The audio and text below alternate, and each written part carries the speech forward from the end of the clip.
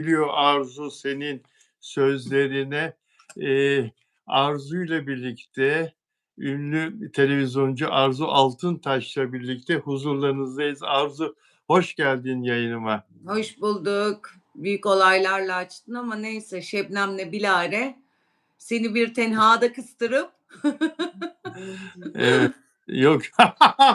Şimdi idrak edebiliyorum. Yok yahu, olur mu öyle şey seni ya? bir köşede Şebnem'le Hayır ama kıstırıp ya. kızılcık sopasıyla Yok, yok, yok değil ya.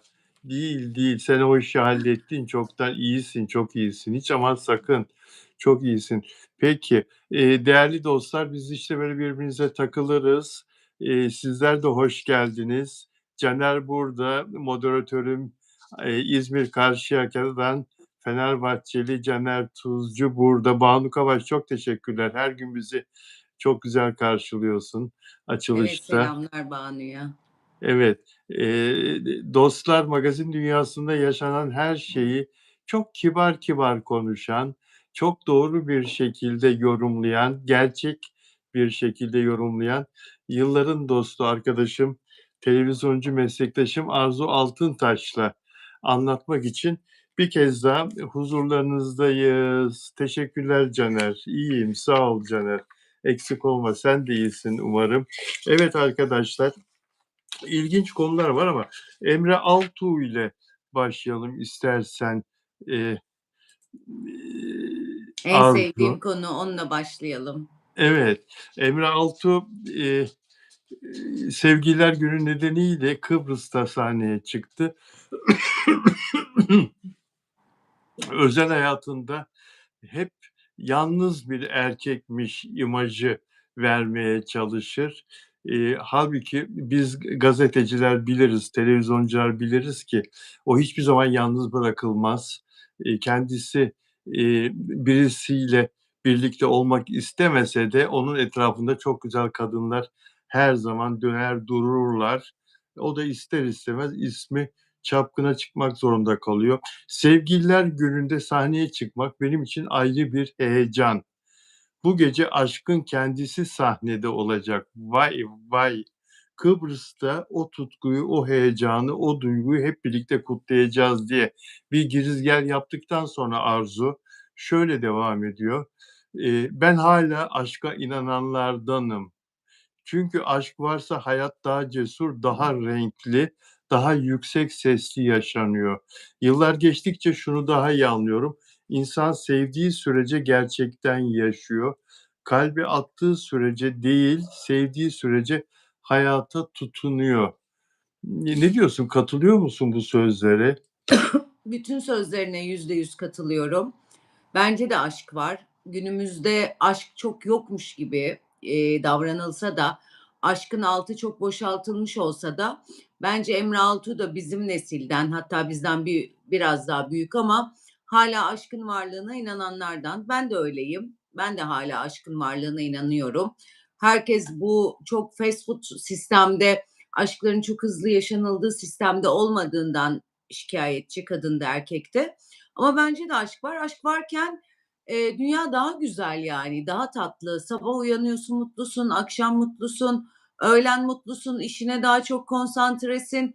Tamamen ben katılıyorum Emre Altuğ'a. Bence de herkes aşık olmalı. En azından ömründe birkaç kere ya da bir kere, kişinin kendisine göre değişir. Aşkı tatmadan kimse gitmemeli. Dünyanın en güzel hissi birini sevebilmek. Ya bu bir hayvan da olabilir, bir insan da olabilir, anne babana duyduğun sevgi de olabilir ama daha çok aşk formatında konuştuğumuz için muhakkak insan hayatta bir kere aşık olmalı. Evet, yani burada, Emre Altuğ asla kısa süreli bir ilişkiden söz etmiyor. Aşk dediği zaman, yani, karşılıklı olarak kadınla erkeğin birbirine güven, sonsuz güven ve sevgi duyduğu bir ilişkiden ve uzun soluklu bir ilişkiden söz ediyor, değil mi? Yani, birbirlerini iyi tanımış bir çift, kabullenmişler ve bir yola birlikte çıkmışlar. İlla evli olmaları şart değil Değil ama tabii ki. birlikte yaşıyor olmaları, yani yaşamak derken aynı evde olmaları da şart değil. Ama birbirleri için nefes alıp veriyor adeta. senin dediğin gibi hayatında biri olmanın verdiği huzurla yaşıyor olmak. Eee, peki bu günümüzde çok kolay değil ya. Eskiden daha kolaydı sanki. Evet, çok zor Ama artık. Yani kadınlar da çok değişti, erkekler de. Korkunç erkekler var etrafta. Acayip böyle her şeyi hızlı tüketmek isteyen, sokakta hayvanlar nasıl çiftleşiyor? Aynı onlar gibi bir sistem isteyen bir erkek gürusu var. Kadınlar da birazcık öyle. Aşkı bulmak çok zor ama ben, aşka inananlardanım. Yani bir gün bir yerde bir kısmetin varsa, onu bulabileceğine inanıyorum. Biraz daha peri masalı gibi görüyorum hayatı. Ben de öyle mesela. Ben aşık olacağım adamı 2 kilometre öteden tanırım, hissederim, görürüm.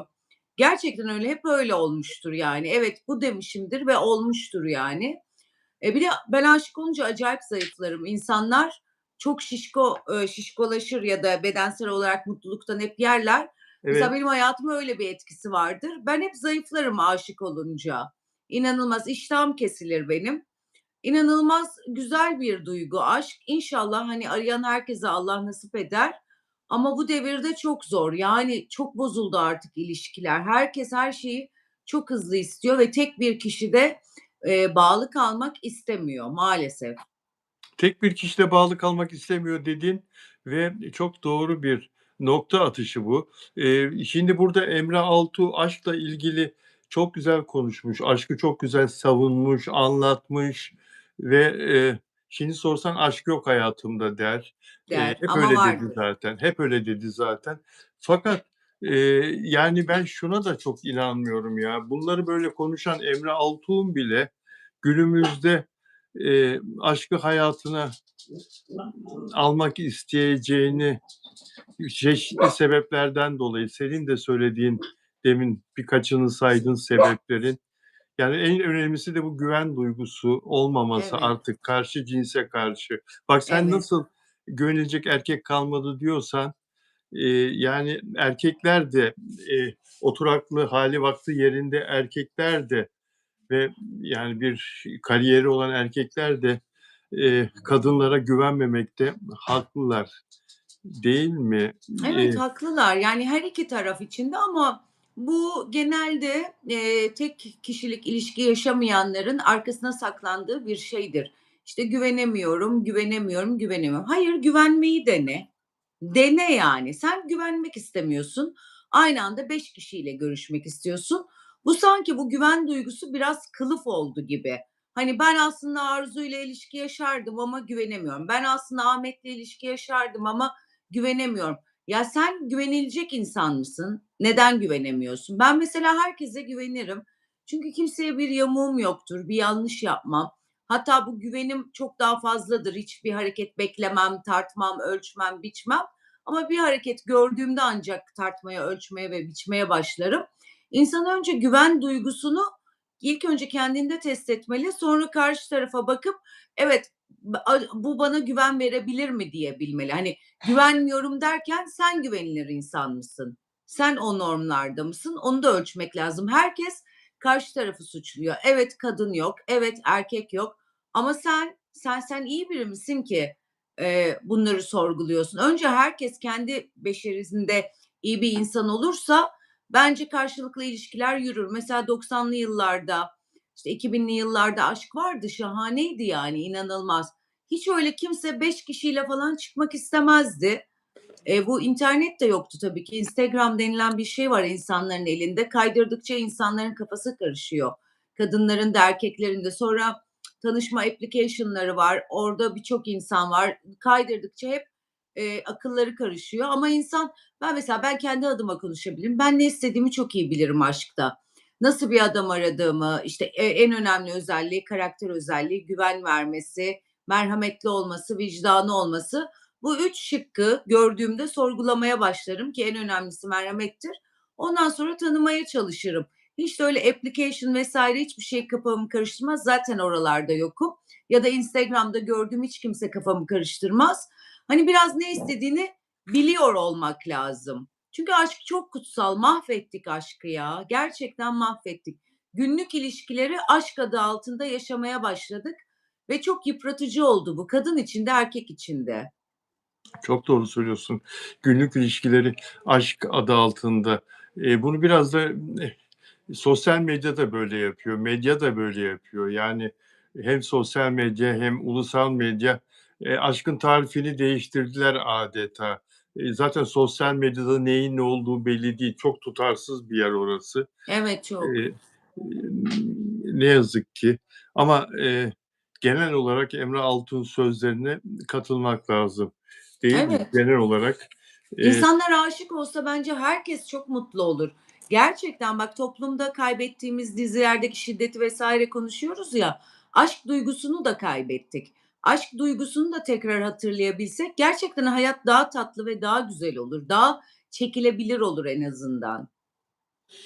doğru. Bu biraz da tabii, toplumun genel yapısıyla da ilgili. Yani insanlar başka dertlerin peşine düştükleri için çoğunlukla hayata, tutunmaya çalıştıkları için ne yazık ki bu enflasyon son 3-4 senede Evet, belimizi bayağı büktü. Yani insanlar toplum olarak, genel olarak insanlar öncelikle geçim derdine düştüler.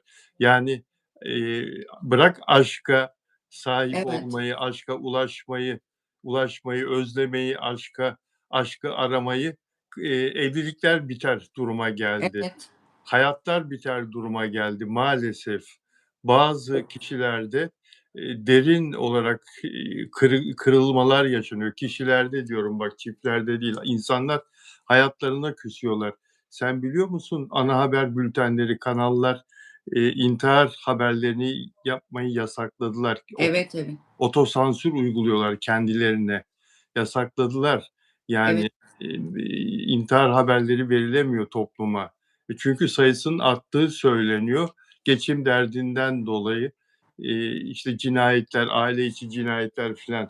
Neyse tatsız konulara girmeyelim. Biz Emre Altun'un anlattığı aşkta kalalım ve hep, eee, rahmetli Çetin Altan'ın söylediği gibi enseyi karartmayalım, ümitli olalım. Buraya bir parantez açıyorum. Ben de bu sene aşık olacağımı hissediyorum. Hadi bakalım, inşallah. Gerçekten kalbime doğan gerçek olur. İnşallah, hadi bakalım inşallah. İlk senle Şebnem'e göstereceğim puanınızı, puanlattıracağım. Ondan sonra yola devam edeceğim. Hadi bakalım inşallah canım. Peki, eee, Uzakşehir dizisinin Sinem Ünsal'ı, Alya karakterini canlandıran, ya ne kadar zayıfladı bu kız. Sen de paylaştın değil mi onu? 5 Dakika Magazin isimli o güzel sitende, Evet, sayfanda, Instagram'da sen de paylaştın. Eee, yani, gluten içeren besinlerle et ve sütlü gıdalar tüketmediğini söylüyor. Günde sadece bir öğün yediğini söylüyor. Her gün 20 saate varan açlıktan söz ediyor. İğne ipliğe döndü. Allah evet çok Allah. enteresandı. Yani öyle olunacaksa biz de keselim. Ben zaten sütle aram yok da peynir çok severim. Peynirsiz hayat hayatta düşünemem ama inanılmaz bir bambaşka bir şey var orada yani bu kadar mı etkili olur? Şimdi ben de araştırdım ne var bu kızın hayatında diye. Bu yıllardır yaşadığı bir bağırsak rahatsızlığı varmış ve, çok uzun süredir et tüketmiyormuş. Bitkisel besleniyormuş. Fakat güzel Sinem Ünsal, biz seni tanıdığımızda her genç kadın gibiydin, yani fizik olarak. Anormal değildi fiziğin. Yani çok uzun süredir yaşadığın bu bağırsak hastalığı, o zaman da vardı senin anlatımına göre. Ama şimdi ise gerçekten hastalıklı gibisin. Yani bunu anlayamıyorum ben. Durumu ağırlaştıysa nasıl dizilerde oynuyor? Nasıl o günde 15-16 saat set yorgunluğunu çekebiliyor? Zayıflamak için başladığı bir şeyse ve bunu yani hastalıkla, eee, kılıflıyorsa o zaman da şaşkınlığım daha çok artıyor. Çünkü Bence değildir ya. O bağırsak hastalığını yaşayan benim arkadaşlarım da öyle. Bir nasıl? anda mesela gluten ürünleri vesaire yediklerinde acayip şişiyorlar. Evet. Onları kestiklerinde öyle kürdan gibi kalıyorlar. Benim arkadaşlarımda da var aynı rahatsızlık, 3 kız arkadaşımda. Onlar da aynı durumda. Çünkü bağırsak onu, mide öğütüyor, bağırsaktan geçmiyor yiyecekler.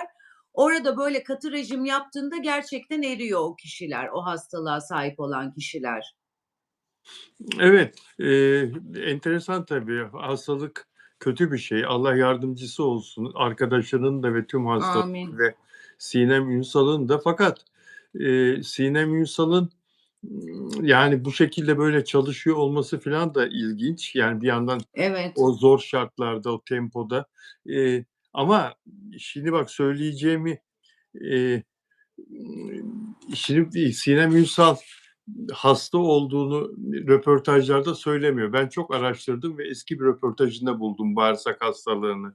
İnsanlar zannediyor ki anlatımından, röportajlardan bir diyet uyguluyor. Zaten diyet sözünü kullanıyor. Bir diyet uyguluyor ve o bunları yapmayarak zayıflıyor. Şimdi bu kötü örnek çünkü milyonlarca hayranı var bu kızın artık. Hı hı. Uzakşehir dizisinden sonra. Toplumda zayıflayamayan insanlar 20 saat yemeyeceğim, ben de Sinem Ünsal gibi olacağım derlerse hadi bakalım al başını. Evet, benim annem duysun mesela yapar hemen. Yapma ya. Tabii canım. Bütün duyduğu diyetleri, bütün kulağına gelen her şeyi, o açlık orucu, mesela doktor dedi ki sana hiç uygun değil. Sen sık sık besleneceksin. Onu yaptı ve biliyor musun Bilal, böyle, hani, işte, bilmem ne çayı, bilmem ne zayıflama çayı, o çayı, bu çayı içerek neredeyse karaciğerini bitiriyordu. Allah korumuş. Yapma ya. Ucundan döndü. Gördüğü her şeyi içe içe. Günde mesela 7 kere yeşil çay içiyor, onun muadillerini içiyor. Ne görse yapıyor. Mesela bunu görsün 20 saat aç gezer benim annem. Allah korusun. Bak ne diyor seyirci? Sinem Ünsal dizide bile kahvaltı yemek sahnelerinde bir lokma yerken görmedik Sinem Ünsal'ı diyorlar. Yani, kendime 4 saat belirliyorum. Sabah kahvaltısı yapmıyorum. Kendime 4 saat belirliyorum. Akşam saat 17'de ilk öğünümü yiyip akşam 21'de de son öğünümü yiyip bitiriyorum. Allah Allah! Çok enteresan, nasıl dayanıyor? Ben yemek saatim yarım saat geciksin, vallahi çok korkunç bir insana dönüyorum. Ya, insanın başı döner, kanı çekilir, eli ayağı boşalır Evet, ve ben bu çok gerginleşiyorum. tabii, tabii ve başka hastalıkları tetikler. Allah korusun ya. Evet, Yani, zor, zor. Eee, Allah yardımcısı olsun. Çok zor, amin. çok zor. Peki, Beren Saat konusu var. Ona bakacağız Beren Saat konusu. Bu arada bugün dışarıya çıktın mı? İstanbul'da deli acayip bir hava vardı bugün. Evet, evet, sabahtan bir kahvaltıya gidip geldim. 23 derece, hava sıcaklığı ne demek ya? Şubat'ın Evet. ortasında, Evet, evet, çok güzeldi. değil mi? Ben çıkmadım çünkü acayip kalabalık olacağını tahmin ettiğim için, Hı hı. Zaten cesaret öyleydi. edemedim. Ben 15 dakikalık yolu 1,5 saatte gittim. Bıktım artık yani. Hani bir ara geri döneyim dedim. Kahvaltı falan evimde ederim artık kahretsin dedim. Çok kalabalıktı yani. Anormal kalabalık oluyor. Peki, 23 derece bir haberde de şu ayrıntıyı okudum. Küçükçekmece'de Menekşe denilen bir bölüm var. Plajların Plaj. olduğu. Orada denize girmiş bugün gençler. Düşünebiliyor musun? Hava Girerler. hava güzel diye denize girmişler. Yani insanlar ne kadar, özlediler sıcak havayı fakat Evet. Bir de girsinler ya. Gençler çok üzülüyor bu ülkede. Biraz güneş açtı mı kendilerine gelsinler, denize girsinler. Yani ben çok seviniyorum. Hani en azından bir güneş var bedavadan kullanabilecekleri. Gitsinler atsınlar kendilerini oradan. denize, girmek isteyen girsin diyorsun. Evet. Evet, ilkbahara da çok az kaldı zaten. Eli kulağında bir 10 gün sonra filan çiçekler açmaya başlar Ege'de, Akdeniz'de. Ondan sonra da inşallah havalar daha da ısınacak. İnşallah. Peki, ya Hande Yener'le ilgili bir haber okudum dün. Eee, Bu haber, 1 haftalık bir haberdi. Benim önüme düştü Hürriyet Gazetesi'nde ve şaşırdım. Ben Hande Yener'in meme kanserini yendiğini bilmiyordum. Atlamışım ben bunu. Öyle mi? Evet, atlamışım ben bunu ve şaşırdım. Eee, Hande Yener, eee, hani, kadınlara kontrol şart ya, kadınlar için. Evet, evet. Meme kontrolü şart ya. Hande Yener önce kendisine bir gariplik fark etmiş. Eliyle yokladığı zaman doktora gitmiş ve ultrason çekiminde ortaya çıkınca bu yıkılmış, oturmuş, çömelmiş yere. Doktor demiş, "Korkmayın, sizi" demiş, "10 yıl 10 yıl yaşatırız. Söylenecek söz mü bu ya? Evet ya, evet. Bazı doktorlar çok acayip ya, çok enteresan, çok normal geliyor onlara. Ben buz kesmiştim o sözü duyduğumda. Ya, nasıl bir şey bu ya? Yani, bunu nasıl bu empati yapmadan bu doktor bunu düşünmeden hastaya söyleyebiliyor? Diyor ki Hande Yener, "10 yıl sonra ne olacak diye ölecek miyim ben? 10 yıl sonra mı öleceğim? Aklıma hemen bu geldi." diyor. "Elim ayağım Evet, boşaldı." diyor ve menajerini arıyor. Menajeri onu daha başka bir doktora yönlendiriyor. Eee Bak sizi en az 10 yıl yaşatırız dedi. Bir şok yaşadım. Yaşım 45. 55'te gidiyorum dedim diyor. evet, Sonra başka bir doktora yönlendiriyorlar ve ondan sonra da tedavisi başlıyor. Operasyon geçiriyor, değil mi? Operasyon geçiriyor evet, evet. ve operasyon geçirdikten sonra da, eee, aradan 6 ay geçtikten sonra da, vücudunun temizlendiği ortaya çıkıyor o cihazlara girip çıkınca. Ve hayata dönüşünü kutluyor. Yani, şanslıymış, Allah yardımcısı olmuş, değil Çok mi? iyi bir kadın çünkü. O hayvanlara yaptıkları yüzünden gerçekten Allah ona, tekrar bir ömür bahşetti ve, başta öğrenmesini sağladı. Hayatta hiçbir şey sebepsiz değil. Kime yardım edersen, bir canlıya, bir hayvana, gerçekten Allah da sana yardım ediyor. O kadar iyi bir kadın ki Allah ona yardım etti diye düşünüyorum. Çok doğru söylüyorsun, çok iyi bir insan, hakikaten çok iyi bir insan. Evet, Yani, yardımsever, evet, sadece işiyle ilgilenen, hayatında ailesinin dışında yardım ettiği bir sürü insan olan ve evet. işinde de çok başarılı bir Çok, insan. çok. Şimdi Sezen Aksu'yla ilgili yaptığı o konserleri, çok istek geldiği için 11 Nisan'da tekrar edecek. Öyle mi? Evet, 11 Nisan'da, "Hande Bizi Sezen'e Götür" konserini, yine yapacak. Duyurdular. Aynı mekânda mıymış yine Ataşehir'de? Galiba orada yapacak. O konuda detayı bilmiyorum ama galiba orada yapacak. Çünkü orada hem, Hı hayranları hı. çok memnun oldu hem kendisi çok memnun oldu. Eee, Orası çok iyi bir salon biliyorsun. Evet, Konser evet. için de çok uygun bir yer. Evet, Hande Yener'e çok geçmiş olsun. Erken teşhis hayat kurtarıyor. Hande Yener'inki erken teşhisti ve, zamanında müdahale edildi, hayatı kurtuldu. Bütün kadınlarımıza tavsiyemiz, aman ihmal etmeyin kontrollerinizi ve meme kontrollerinizi, gerekli diğer kontrollerinizi yaptırın. Peki, Afra Saraçoğlu'yla ilgili çok ünlü bir yapımcının, ilginç sözleri var. Onu biraz sonra konuşacağız dostlar. Bu arada beğen yaparsanız, eğer beğeniyorsanız yayınımızı, memnun oluruz arkadaşlar ve bizi, abone olmadan izleyen dostlar, abone olursanız, eee, yayınlarımızdan haberdar olabilirsiniz ve bizleri de mutlu edersiniz. Abone olmanızı da rica ederiz. Beğen yapmanızı, bizi tanıdıklarınıza tavsiye etmenizi rica ederiz. Peki Arzu, Benim tüm düşmanlarım izliyor Bilal'cim. düşmanlarım o ne demek Arzu? Eleştirmek için tüm düşmanlarım gizli gizli izliyorlar. Sonra izlemediklerini beyan edip sonra da fire veriyorlar. "Şurada şöyleydi, saçını şöyle yapsaydın." diye. Ya, A, C, J, J, J olan bütün şeyler onlardır diye düşünüyorum. hay Allah.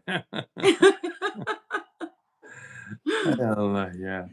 Bennu Yıldırımlara da başsağlığı diliyoruz. Babacığını kaybetti. Evet, Vedat Allah sabrını Yıldırım. versin.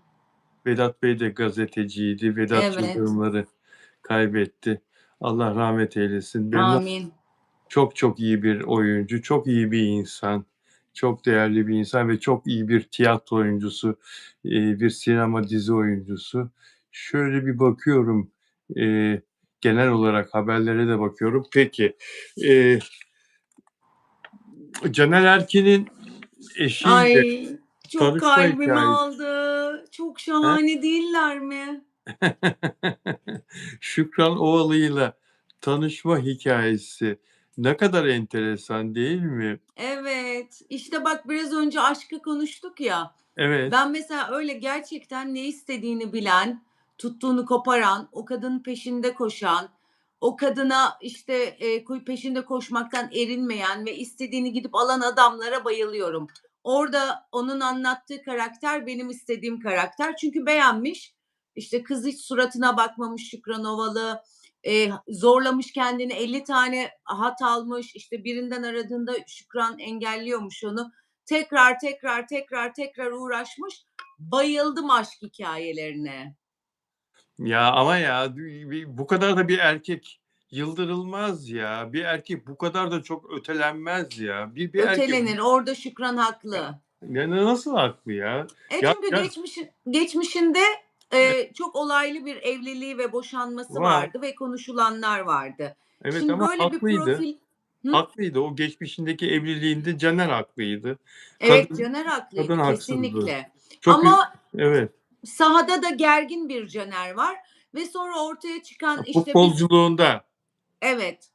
Hani ben de korkarım yani. Mesela öyle gergin bir insana yanaşmak istemem. Başıma bela olur diye ben hiç şiddete sevmem. meyilli zannediyor değil mi insanlar öyle Evet, olunca? evet, evet. Sonra da o yaşadığı boşanma çok sansasyonel ve çok kötüydü. Orada %50-50 hani kadın mı, erkek mi vesaire mi, neden bunun sebepleri diye bir kadın sorgular. Orada çok haklıydı. Bir de futbolculara yapıştırılmış bir yafta var. Futbolcular artık günlük bile değil, saniyelik aşk yaşar ve sonra giderler diye. Bence Şükran Ovalı çok haklı. Şükran Ovalı çok haklı diyorsun. Peki Şükran Ovalı ne olmuş, ne yapmış? Caner Erkin şimdi anlattı. Hemen kısaca geçeyim ben. Şükran Ovalı ile tanışma hikâyesini anlatıyor. Bir, cildiyeciye gidiyor Nişantaşı'nda. Eee, Elin Sarıkan'ın programında anlatıyor bunu. Cilt doktorunda görmüş ve tanışabilmek için büyük bir çaba harcamış Caner Erkin. Doktora gitmiş, "Bizi mutlaka tanıştır." demiş. Şimdi burada söylemiyor ama doktor da, hastasının telefonunu veriyor, biliyor musun? Şükran Ovalı'nın telefonunu veriyor Caner Erkin'e. Öyle mi? Öyle, burada söylememiş Caner ama, daha önce bir başka programda Şükran anlatmıştı. Doktor da az değil yani. O da Demek sosyetenin doktoru. Aslında cildiyeci değil, medikal estetik hekimi. Ondan işte sonra biz de ifşa gidiyoruz ama hiç edeceksin kimse. doktoru. Doktoru ifşa edeceksin gibime geliyor. Cildiyeci Telefonla değil ama niye öyle demişler? Çünkü bir yerde bugün dinledim röportajı, cilt adını doktoru. veriyor. He. Medikal estetik hekimi Jet Sosyete'nin gittiği, hatta beni bugün kız arkadaşlarım aradı. Onlar da oraya gidiyor. Allah cezasını versin bizim iş numaramızı kimseye vermiyor diye. Tabii canım, benim bütün kız arkadaşlarım, çok da pahalı bir hekimdir ve çok popülerdir. Hiç reklam yapmaz. Hepsi ona gidiyor. Sabahtan beri bütün arkadaşlarım arıyor. Bir daha gitmeyeceğim. Böyle şeyler söylüyorlar, küfürler. Bizimkini hiç kimseye vermiyor, lanet herif falan diyorlar. Çok güldüm yani. O zaman peki, Caner de Şükran da kendi anlattığı diğer programda bundan, birkaç ay evvel o da doktoru cildiyeci olarak, söylüyordu. Demek ki doktorun kimliğini maskelemek istemişler Ya herhâlde. da şey, medikal estetik falan demek yasak ya, belki Öyle mi? ondandır. He, O da olabilir. olabilir. Olabilir. Diyor ki Caner Erkin, doktorda rastlayınca ona herhâlde doktorun şeyinde gördü, kulisinde, bekleme yerinde. "Bizi mutlaka tanıştır." dedim diyor doktora diyor. "Sırf tanışabilmek için 4-5 saat orada oyalandım, bekledim." diyor. Fakat hiç yüz vermedi bana. O gün diyor İstanbul'da büyük bir sel yaşandı diyor. Tahmin ediyorum o günü. Taksiler, arabalar gelmiyordu. Ben de VIP büyük bir araç vardı bende diyor. Oradaki teyzelere hepinizi evlerinize bırakırım dedim diyor. Ama Şükran gelmedi diyor. Şükran gelmek istemedi diyor. Tanışma anında şöyle aktarıyor. Ben elimi uzattım. Şükran elini uzatmadı. Elim havada kaldı ve sadece en büyük Beşiktaş dedi diyor. Şimdi Caner Fenerbahçe'de oynuyor o günlerde. Şükran Ovalı da hasta Beşiktaşlıymış. En büyük elini uzattı, eli havada kalmış. En büyük Beşiktaş demiş. Ve şimdi Şükran Ovalı'nın bu olayı anlatmasına geçiyorum.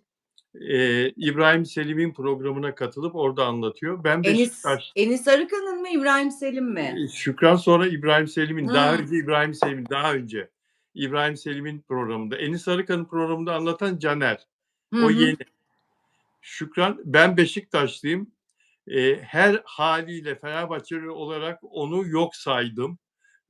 Yani görmemezlikten gelmiş ya. Tanışmak için elini uzattı ve ben en büyük Beşiktaş dedim. Eli havada kaldı. 1,5 yıl onu reddettim. 1,5 yıl peşinden koşmuş. Bir gün ben rüyamda gördüm, evleneceğiz dedi. Bu kesin manyak dedim diyor kendi kendime. Caner'i telefonda 14 kez engelledim. 9 yıldır bunun vicdan azabını yaşıyorum diyor kadın. Ve bir çocukları oldu biliyorsun, bir kızları oldu. Evet, çok tatlı bir evlilikleri var. Bir de o aşamada çok sesli bir arabası varmış, spor arabası. O da Bebek'te oturuyormuş Şükran Ovalı. Oraya gidiyormuş Caner Erkin. Bir de her gün galeriden başka bir araba alıyormuş, onun plakası belli oluyor diye. Ondan sonra o araba da acayip sesliymiş. Yan dairedeki kadın çıkıp artık böyle yaşlı bir teyze, yeter Şükran, buluş şu kadın çocukla falan demiş. Hadi ya. Tabii canım, kadın bıkmış, tar tar tar tar tar diyor, arabanın sesi geliyor diyor. Bıkmış da artık komşu, gece cama çıkıp yeter demiş, bir kere buluş şu çocukla demiş. Hadi ya.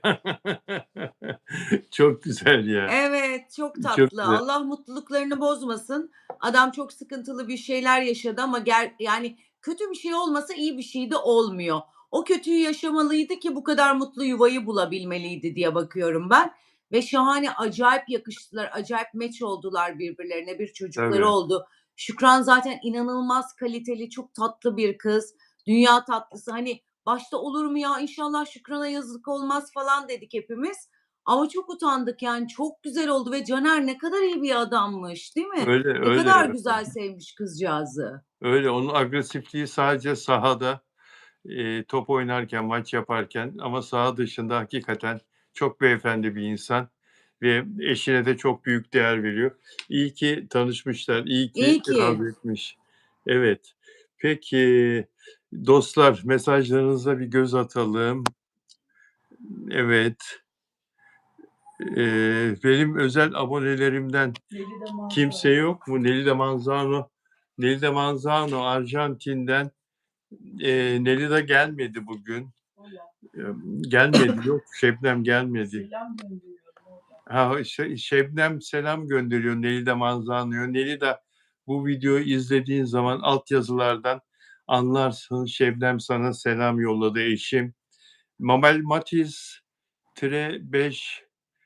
5F burada mı?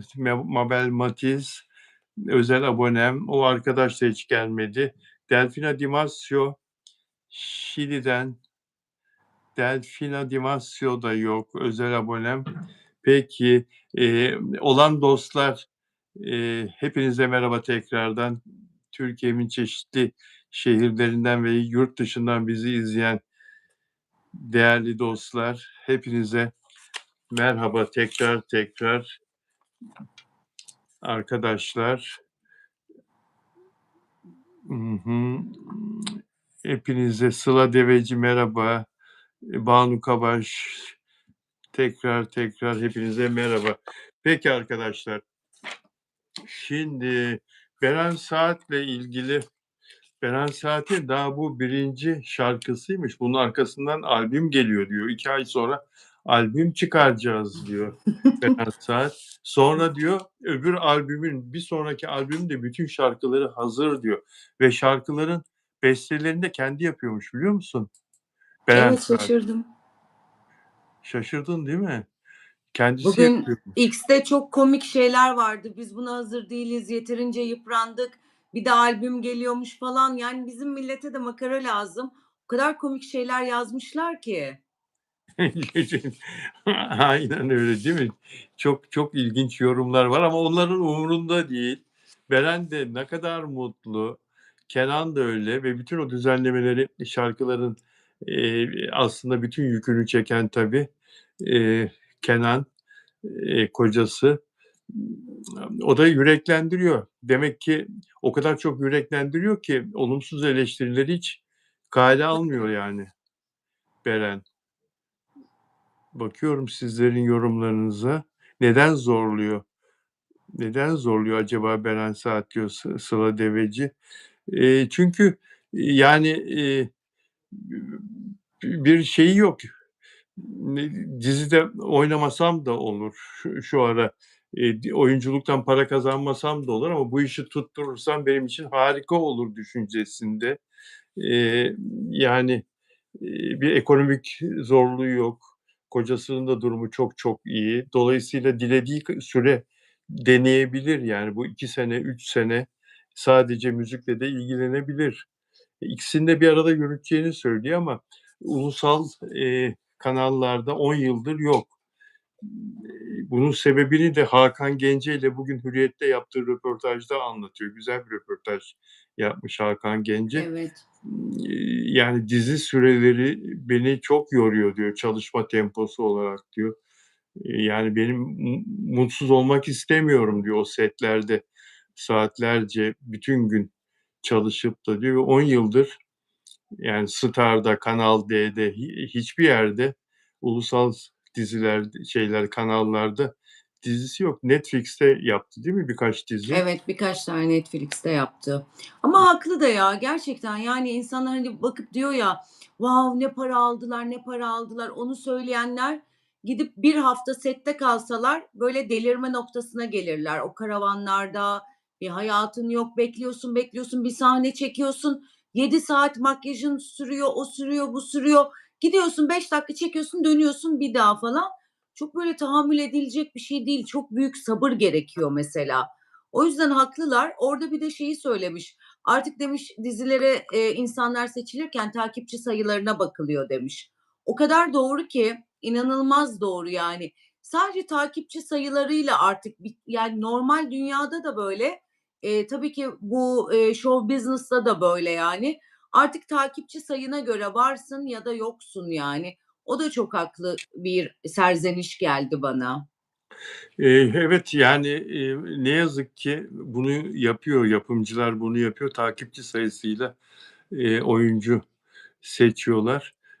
Ancak, işte, sahte takipçi alıp zamanında, hesaplarını büyütenler, eee, şimdi bir ayrıcalık yaşıyorlar. Buradan, onu da anlıyoruz.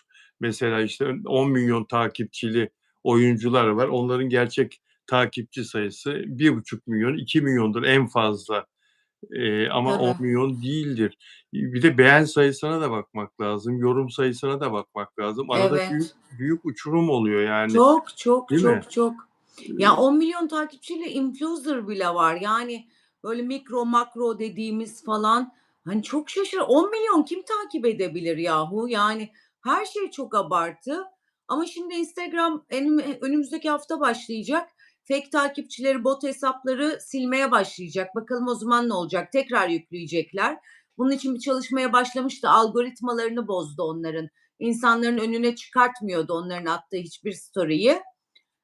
Şimdi biraz düzeltmeye başladılar ama önümüzdeki hafta silinecek. Ama çare midir? Değil. İnsan kendini kandırıyor yani. Ama mesela ben de biliyorsun magazin hesabımda bir tane bile hiç fake takipçi almadım. Ama bir yere gelebilmek için çok çaba veriyorsun. Ama bakıyorsun yani bir insanın inanılmaz fazla bir takipçisi var. Senden çok sonra başlamış, seni geçmiş. Bu da akla mantığa aykırı bir durum yani. Evet, evet. Sosyal medyada, böyle şeyler zamanında çok yapıldı. Şimdi algoritma müsaade etmiyor deniliyor ama yine bir şekilde yolunu bulup algoritmanın arkasından dolanıp yine yapıyorlar. Ancak silerse o takipçileri, o da çözüm değil ki. O silsin, yine satın alınır, yine çoğaltılır. Eee, peki, şimdi bu röportajdan, senin de söylediğin kısmı şöyle bir okumak istiyorum. "Özellikle televizyonda çalıştığım zamanlarda," diyor, Beren Saat, "çok fazla datalarla, yani reyting, dökümleriyle değerlendiriliyorduk. Bir dönem oyuncularla kişisel reyting anlaşmaları yapılıyordu. Ben hep şanslıydım. Yapımcılarım hiçbir zaman beni o yarışın içinde o kadar bulundurmadı." Bu, iyi bir şey değil ya. Yani oyuncuya reytingin varsa, sana ödeme yapacağız, oynatacağız seni, yoksa sana sahne yazmayacağız mı diyorlardı acaba? Seni göstermeyeceğiz mi diyorlardı? Bunu yan oyunculara yapabilirler, ancak başrollere zannetmiyorum yapabilsinler. Şimdi de genç oyuncuların role uygun mu diye, deneme çekiminden öte kaç takipçisinin olduğunun bazı rollerde öne çıktığını duyuyorum. Yani role uygun mu diye, deneme çekimi yapılıyor ya bazı oyunculara, ama bunun dışında kaç takipçisinin olduğunun bazı rollerde öne çıktığını duyuyorum diyor. İnsan datadan, sayılardan ibaret değil. Duygular, zekâ, vizyon oyuncunun performansı açısından onu kaç kişinin takip ettiğinden daha belirleyici. Çok doğru ya. Doğru. Ben çoğu audition'da biliyorum. Audition'da çok başarılı ama takipçi sayısı az. Audition'da çok başarısız bir oyuncu ama takipçi sayısı çok fazla. O takipçi sayısı fazla olup audition'da kötü performans gösterenin seçildiğine çok şahit oldum. Çok haklısın. Çok haklısın. Yani takipçi sayısı çok olduğu için, tercih edilen oyuncu mesela Hande Erçel'in takipçi sayısı 30 milyon yazıyor. Bir kısmı onların ban olduğu söyleniyor. Ancak beğenileri ve yorumları da hakikaten çok fazla. Yani 30 milyonu doldurmayacak, sayıda takipçisi olsa da yine de Türkiye'de en çok takipçisi olan bayan oyuncu diyebiliriz Hande Erçel. O 30 milyon değildir de belki 18 milyondur. Tabii bunun bir kısmı, önemli bir kısmını unutmayalım, yurt dışından. Hande Erçel, Serenay Sarıkaya, işte Afra Saraçoğlu, Mert Ramazan Demir yurt dışından çok takip ediliyorlar. Fakat şimdi mesela Hande Erçel'i, çok, takipçisi var diye oynatıyorsan, ne oldu? Hani takipçileri seyretmedi diziyi o zaman. Son dizisi kaldırıldı ATV'de, değil mi? Evet, Yani 2. bölümde belliydi kaldırılacağı. Nitekim 7. bölüme kadar ayıp olmasın diye devam ettiler. Kaldırıldı sonuçta. Takipçinin ne faydası oldu ki çok evet. takipçisinin, değil mi? Eee, Hiçbir faydası yok ama artık yapımcılar için önemli yani takip sayısı vesaire. evet. Bir de şey diyor, senin söylediğin konuyu söylüyor. Bir de senaristlerin, yönetmenlerin, yapımcıların değişik bu enteresan bak, bunu söylemedik. Senaristlerin, yönetmenlerin, yapımcıların değişik hikâyeler bulmaya, karakter yaratmaya odaklandığı dönemlerde bu mesleği profesyonel olarak yaptığım için de mutluyum. Yani eskiden, hakikaten, hikâyeler bulmaya çalışılıyordu. Büyük emek veriliyordu. Yeni hikâyeler, yeni karakterler filan. Şimdi herkes birbirini taklit ediyor. Röportajın başka bir yerinde buna benzer sözler söylüyor. Hep Evet, benzer hikâyeler diyor, değil mi? evet, evet, evet. Bizde Özgünlükten çok artık uzaklaştık. Hepsi birbirine çok benzeyen hikayeler. Yani ben geçen sezon birkaç diziye bakayım dedim. Hangisini izliyorum fark edemedim yani. Konular hep aynıydı. Baştan hep bir bakmamız gerekiyor ya. Karıştırdım. Hepsi birbirine çok eşdeğerdi. hakikaten öyle ya. Evet, medeni koşullarda çalışılmayan setlerde olmak istemiyorum diyor kız. Benim amacım hep kendimi korumaktı diyor Beren Saat. Beren Saat'i ulusal kanallarda göremeyeceğiz. Bu Evet. anlaşılıyor. Bu anlaşılıyor. Peki dostlar, arkadaşlar, İnci Taneleri de veda ediyor. Hâlbuki Yılmaz Erdoğan ne büyük hevesle tekrar 3. sezona geç de olsa dönüş yapmıştı. Fakat bir döndü, o da, dizi sektörünün acı yüzüyle karşılaştı. Reytingler aşağıdaydı. 2 hafta oldu. 2 bölüm yayınlandı döndükten sonra 3. sezonunda. İlk hafta reytingler 4,5 filan çizgisinde geldi. Fakat son önceki gün 2,87, 3,25, 3,67 geldi. Ve Kanal D büyük bir ihtimalle dedi ki yapım BKM'ye, Yılmaz Erdoğan'a, "Biz devam edemeyeceğiz." dedi. Yani çünkü, bu reytinglerle aldığımız, reklam kurtarmaz." dedi. Hâlbuki ne kadar hevesle dönmüştü Yılmaz Erdoğan. Evet, Kendisi de çok da biliyor. uzun ara vermişti. Uzun ara vermesi de yanlıştı. Bak bu hiç şimdiye kadar sektörde olmayan bir şey. Ona bir ayrıcalık tanıdılar biliyorsun. Eee, Evet, O bir sinema filmi serisi çekiyor ya, gitti onu çekti. Sinema filmini çekti. Televizyon seyircisini, nasıl olsa ben dönünce beni seyrederler. Ben o pavyonda kadın oynattım. Bütün Türkiye benim peşimden geldi haftalarca. Değişik bir şey evet. yaptım. Beklesinler biraz. Sinema filmini çekeyim Kıvanç Tatlıtuğ'la. Ondan sonra diziye devam eder. Ya öyle mi? Seyirci de seni bekliyordu. Yani Tabii onlar canım, çok büyük bir ara yani. Ben mesela bir seyirci olarak hiç sevmem beklemeyi. Zaten tabii. sabırsız bir tipim. Netflix'te bir Homeland var. Muhteşem Ötesidir. O da o kadar uzun ara verdi ki herhalde 3 sene oldu. Şimdi geldi yeni sezonu. Başlayamıyorum yani. Küstüm çünkü konuyu unuttum. O anda çok heyecanlıydım. En azından bir 3-6 ay içerisinde yayınlasalardı ben tekrar başlayamadım mesela. Soğudun değil mi? Diziden Evet, soğudun. soğudum yani. Şimdi en Evet. baştan başlamam lazım. En baştan da başlayacak o kadar vaktimi ayıracak vaktim yok yani. Evet, kanal bitirmek istediğini BKM'ye söyleyince Yılmaz Erdoğan demiş ki, "Ya durun daha hikaye bitmedi. En az 4 hafta daha devam etmesi lazım ki hikayeyi anlatayım. İşte Azem çocuklarıyla ne olacak? Nasıl bir hayat şekilleyecek kendisine? Dilber ile Azem arasındaki ilişkinin sonu nasıl olacak? Bunları merak eder seyirci. Merak etse seyrederdi zaten. 4 hafta daha bana süre verin." demiş ama eğer bu düştüğü yerden daha da aşağıya düşerse, kanal kusura Beklemezler. bakma diyecek, değil mi? Tabii, Hemen tabii. diyecek, bir haftada hepsine her şeyi anlat diyecek. Berbat bir bölüm olacak, final bölümü. Bir haftada ne anlatacak her şeyi? Ya ne kadar kötü sektör. Maalesef dizi sektörü can çekişiyor. Evet, Maalesef. maalesef. Bir de beni hiç tutmadı İnci Taneleri ya. Hiç yani. Seni tuttu mu bilmiyorum. Ben böyle hep bir konsantre olmaya çalıştım, izlemeye çalıştım falan. İzleyemedim yani. Hiç bana hitap eden bir hikaye değildi. Ya, işte, ben, her an şiir okuyacakmış gibi hissetmeye başladım bir yerden sonra Yılmaz Erdoğan'ı. Bana o canlandırdığı karakter gibi değil de Yılmaz Erdoğan gibi geçiyordu hep, oyuncu. Yani karaktere giremiyordum bir türlü ve ben de bıraktım seyretmeyi. Biraz o şey cazipti tabii, yani o pavyon atmosferini filan böyle birkaç bölüm tamam ama ondan sonra yok, fazla geldi artık.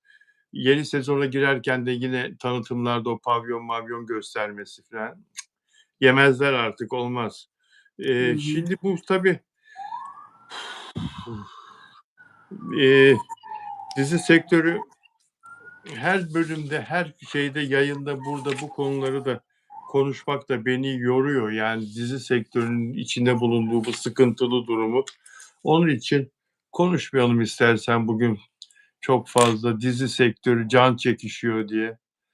Evet. Ya Çekişmeyen sektör kalmadı aslında. Dizi de. En son dizilere vurdu yani. en son dizilere vurdu maalesef, maalesef. Nasıl kurtulacaklar, nasıl halledecekler bilmiyorum. Eee, Biz Türk kültürünü dünyaya tanıtıyoruz, diyorlardı ama, Türk kültürü bu kavga, dövüş, şiddet asla değil. Bu sahneler değil. Dünyaya böyle tanıtamazsınız Türk kültürünü.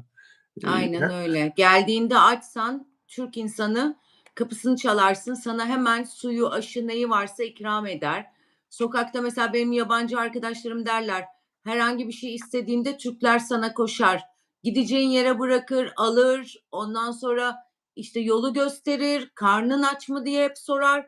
Biz bu değiliz yani, bu şiddet biz değiliz. Biz Türkler hep erdemle, ahlakla anılan bir milletiz ve yardımseverliğimizle. O yüzden bu dizilere bakıp senin de çok sayıda abonen var yurt dışında. Bizi öyle tanımasınlar. Türkiye'de herhangi bir evin kapısını çaldığında çok rahat karnını doyurabilir bütün yabancılar. Çok güzel söyledin, çok doğru söylüyorsun. Çok doğru söylüyorsun.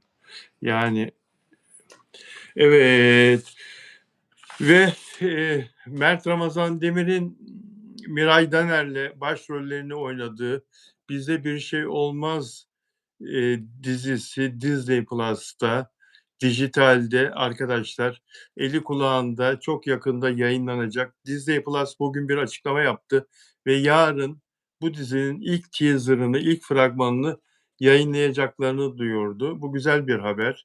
Mert Ramazan Demir'i çok özledik. Oyunculuğunu izlemeyi çok özledik. Bu diziyi de çok merak ediyoruz. İlk teaser yayınlanacak. Arkasından herhalde bir hafta kadar sonra ikincisi yayınlanır ve sonra da dizi yayına girer kısa sürede. Bunu bekliyoruz arkadaşlar. Bu güzel bir haber. Bunu duyurmak istedim. Bakıyorum mesajlarınıza. Caner. Hı hı hı. Evet.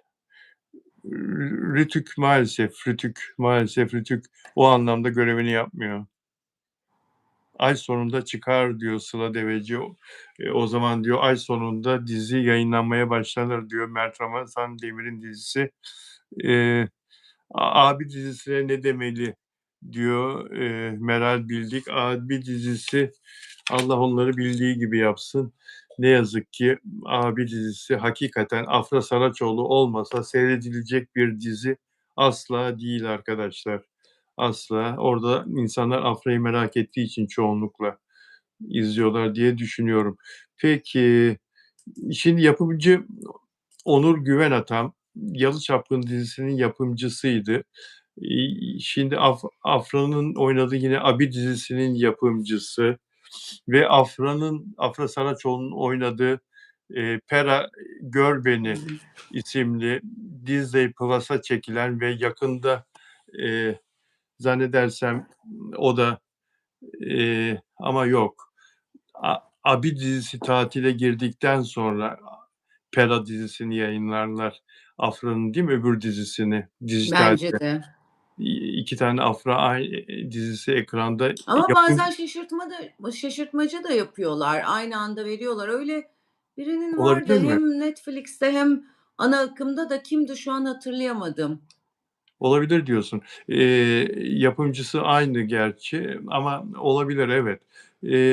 Peki şimdi Onur Güvenatam bu Abi dizisinden önce Afra Saraçoğlu ile ilgili düşüncelerini paylaşmış.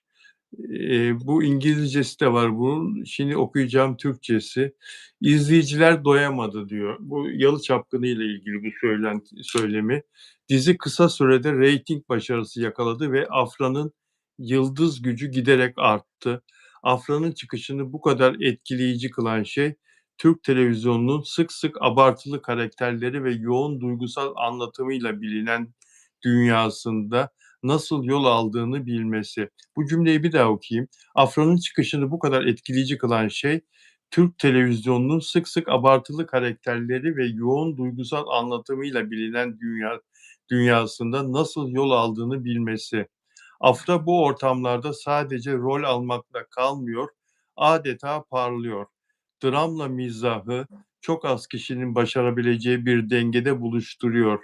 Onun çıkışı sadece şans meselesi değildi. İzleyiciye söylediği her söze, döktüğü her gözyaşına inandıran gerçek bir ustalık gösterisiydi. Ve yükselen sinema kariyerini de unutmamak gerek. Filmlerden televizyona kadar Afra her alanda varlık gösterdi. Her iki mecrada da iz bırakarak yeteneğini tek bir türle ya da platformla sınırlı olmadığını kanıtladı. Artık soru Afra Saraçoğlu'nun spot ışıkları altında kalıp kalmayacağı değil, o ışığın ne kadar uzağa yayılacağı. Afra Saraçoğlu yapımcısı anlatıyor. Onur Güvenatam yazmış değil mi? Evet, Onur Güvenatam. Hande'yi övseymiş bu kadar. Bu Hande'den önce. Bu Hande'yle Yani bu satırları arada. Hande'ye beklerdik. O kadar uzun uzadıya anlatmış ki. Evet. Yani Afra'yla da devam ediyor. Bir ara bir sancı oldu aralarında Yalı Çapkını'ndan sonra devam edecekler. Tabii Onur Güven Atam hem Mert'le hem Afra'yla devam etmek istedi. Aralarında bir kriz çıktı ama hemen çözüldü. Hallettiler. Ne vaat etti, ne verdi. Tabii, sadece dizi anlaşmaları dışında onun sanatçısı olabilmesi için bir ödeme yapması gerekiyor. Sanatçıyı kendine bağlamak için oyuncuyu Hı hı. mutlaka iyi ödemeler yaptı her 2 senede. Onlarla devam ediyor. Eee, ve, bundan sonra da başka projelerden de söz ediliyor. Onları da daha sonra konuşuruz. Arzu, çok teşekkür ediyorum. Çok, dolu bir yayın yaptık yine seninle. Ben teşekkür ederim. Eksik olma. Ben bugün biraz yorgunum. Dün gece gezdim birazcık. İyi Artık ettin. unutmuşum gezmeyi. Tabii biraz yoruldum. O yüzden böyle sessiz sessiz dinledim. Olur mu öyle şey? Çok güzeldi. Her şey güzeldi. Çok güzel katkıda bulundun. Teşekkür ediyorum tekrar. Yarın pazartesi Arzu Altıntaş'la yine Arzu'yla birlikteyiz dostlar. Arzu'yla pazar, pazartesi ve perşembe günleri saat 18'de yayınımız. Peki Arzucuğum, yarın inşallah tekrar görüşmek üzere. Görüşmek üzere. Herkese iyi akşamlar. Sevgiler. Dostlar teşekkür ederiz bizleri izlediğiniz için. Caner moderatörüm, sana da çok teşekkür ederiz. Bugün yalnızdın. Bugün, diğer moderatör arkadaşımız yoktu. Peki, sevgiler değerli izleyenler. Görüşmek üzere inşallah.